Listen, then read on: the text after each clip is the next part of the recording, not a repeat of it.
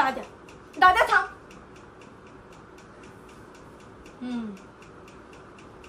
काय केलंयस तू आज? हा बरं, नाही ठीक आहे, नको सांगूस. तसंही नंतर तू स्वतःहून येऊन मला सांगशीलच, घरातल्यांना कळू नये म्हणून. पण तुझ्या माहितीसाठी म्हणून सांगते, घरातल्यांना ऑलरेडी डाऊट आलाय हा तू हे जे काही केलंयस ना त्याबद्दल. हा नाही नाही नाही, बाबांपर्यंत काही पोहोचलं नाही अजून. आणि डोंट वरी, मी बाबांना काही सांगणारही नाही.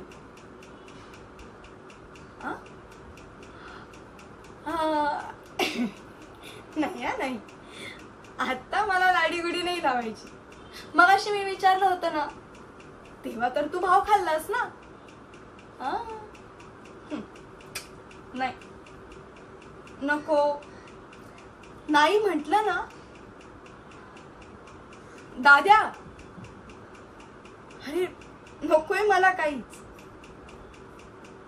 मला फक्त एवढंच हवंय की माझ्या दाद्याला कुणी काहीच बोललं नाही पाहिजे.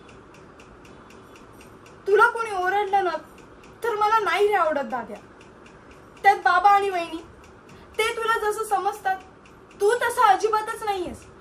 मग का उगाच ते ओरडतील असे काहीतरी उद्योग करत असतोस.